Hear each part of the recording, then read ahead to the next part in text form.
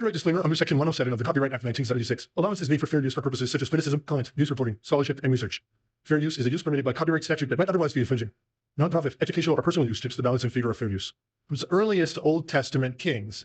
In the 19th century, diplomat Charles Clermont Gann proposed that the curved path of Hezekiah's tunnel towards its southern end was designed to avoid disturbing the burial grounds of these ancient kings. Starting in 1913, Raymond Weil oversaw excavations on Baron Rothschild's City of David property. Continuing in 1914 and again from 1923 to 1924. Despite later quarrying that disturbed the area, Weil uncovered ancient walls, ritual pools, cisterns, and a circular tower now thought to be a columbarium. Most significantly, he identified 9 rock-cut features as tombs, interpreting the most prominent ones, labeled T1, T3, as part of the royal necropolis of the Old Testament kings of ancient Jerusalem. After hearing all these fascinating theories, some people think Solomon's tomb was purposefully hidden to keep it safe from thieves and invaders. This was a common practice for royal burials in ancient times. Some theories even suggest that Solomon's tomb could be in a more secretive spot, perhaps outside the traditional city of David, due to political or religious issues during chaotic periods. For example, there's the legendary Seal of Solomon, also called the Ring of Solomon. According to medieval mystical traditions, this famous ring is said to have belonged to King Solomon. It's often shown as a pentagram or hexagram, and is believed to have given Solomon the power to control supernatural beings and talk to animals. The earliest mentions of Solomon's seal come from Jewish traditions. The 1st century Jewish historian Josephus first mentioned it, and it's also referenced in the 3rd century Jewish magical text, Sefer Harazim, and in a section of the tractate Gittin within the Babylonian Talmud. Now, the Tomb of the Kings in Jerusalem is finally open to the public. Medieval Europeans thought this site held the burials of King David and King Solomon. Although this theory has been proven wrong, the name still sticks. The tombs were originally built in the 1st century CE and were reused for many years. French archaeologist Louis Félicien de Saussy was the first to excavate the site in 1863. He aimed to confirm that these tombs belonged to David and Solomon. This dig is considered by some to be the first modern archaeological excavation in Jerusalem. During his work, de Saussy found several coffins. One of these coffins, now in the Louvre Museum in Paris, has 2 lines of Aramaic inscribed on it, reading, Saddam the Queen and Sada the Queen. This rich history, filled with legends and discoveries, makes the story of Solomon's tomb a captivating tale. Now it's time for today's subscriber pick. In the dimly lit chamber, draped in shadows of antiquity, King Solomon's regal remains lay undisturbed for millennia. Dr. Jonathan Hayes, a renowned archaeologist, examined the corpse, his breath misting in the ancient air. As Hayes and his team gazed upon the artifacts in King Solomon's tomb, opened after 3,000 years, what they found inside shocked the world. The king's crown, adorned with sapphires that shimmered faintly even after centuries, rested atop his weathered skull. Hayes carefully brushed away dust, revealing intricate carvings depicting Solomon's legendary wisdom and victories. As the archaeologist examined the royal scepter, a whisper of awe filled the tomb. The walls, lined with scrolls that were thought to have been lost to time, told tales of alliances and conquests that reshaped ancient lands. One scroll, remarkably preserved, bore Solomon's own musings on justice and governance, written in a script both elegant and enigmatic. Hayes's heart raced with the weight of history unfolding before him. Could these artifacts rewrite our understanding of Solomon's reign? Each artifact, from golden artifacts to ancient coins, held clues to an era steeped in mystery and power. The discovery promised to reveal more than just Solomon's legacy, shedding light on the complex history of long-lost ancient kingdoms. As Hayes pondered the implications, a question echoed in his mind. What other secrets lie buried beneath the sands of time, waiting to be unearthed? Insights from ancient artifacts.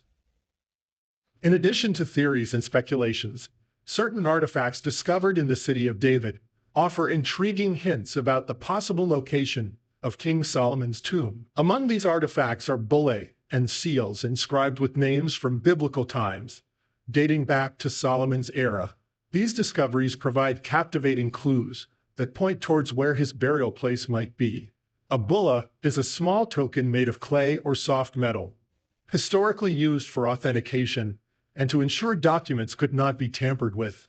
During ancient times, from 8000 to 7500 BCE, farmers in Sumer used small clay tokens to keep track of their animals and goods. As time passed, they found it more useful to mark these tokens on clay tablets, which eventually led to the creation of cuneiform writing around 3100 BCE. The earliest tokens were discovered in the Zagros region of Iran, and later on, similar seals made of metal were called bulli. Most of these seals were made of lead, although some were even crafted from gold, as seen in seals used by Byzantine and Holy Roman emperors, as well as other monarchs during the Middle Ages. In recent archaeological discoveries, a team excavating a small site in Israel uncovered 6 official clay seals. The unearthed artifacts indicate that this region was not just a remote outpost, but a central hub of governance and trade. The intricate carvings found on these relics suggest a sophisticated society with highly skilled craftsmen and advanced artistic techniques. The discovery of royal seals in official documents further implies a well-organized bureaucracy that efficiently managed the kingdom's affairs. If King Solomon's tomb is indeed discovered, it would not only confirm the accounts in biblical texts, but also illuminate the splendor and authority of the ancient Israelite monarchy. The archaeological significance of such a find cannot be overstated, as it would offer invaluable insights into the political, social, and religious dynamics of that era. Historians and scholars from around the world would undoubtedly flock to the site to study and analyze these discoveries, hoping to unveil more secrets from the past. Nevertheless, the quest to locate King Solomon's tomb faces numerous challenges.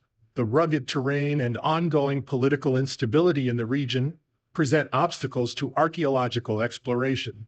Local conflicts and territorial disputes may further complicate the process, hindering researchers from conducting thorough investigations. Moreover, the sheer scale of the task, searching for a single tomb in a vast and ancient landscape, requires meticulous planning and precision to ensure success. Despite these challenges and the passage of time, the quest to uncover Solomon's tomb continues to fascinate those intrigued by Jerusalem's rich history. From the Tomb of the Kings, once a place of royal burials, to the discoveries of artifacts and seals within the city of David, the search for the legendary ruler's final resting place remains an enduring fascination. Recent archaeological findings within the sacred grounds of the city of David have caused a stir among scholars. These small yet significant artifacts, such as historic seals and clay impressions, bear the names of biblical kings long considered mythical. They have revitalized the study of ancient Israelite history, challenging long-standing doubts. Solomon's legacy, fact or fiction? Despite the remarkable discoveries, controversies persist regarding the existence of figures such as David and Solomon.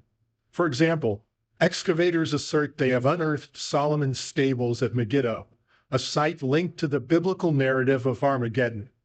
According to the Bible, Megiddo and 2 other cities housed horses and chariots for Solomon's legendary cavalry. However, further excavations yielded no horse bones or clear evidence of such stables, casting doubt on these claims. In parallel searches, researchers have sought Solomon's renowned mines, crucial for procuring materials to build the first temple.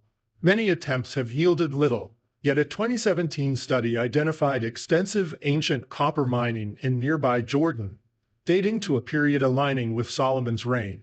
If Israel controlled this area then, it could have been a vital source of minerals and wealth. Beyond archaeological endeavors, biblical historians have scrutinized traditional accounts of Solomon.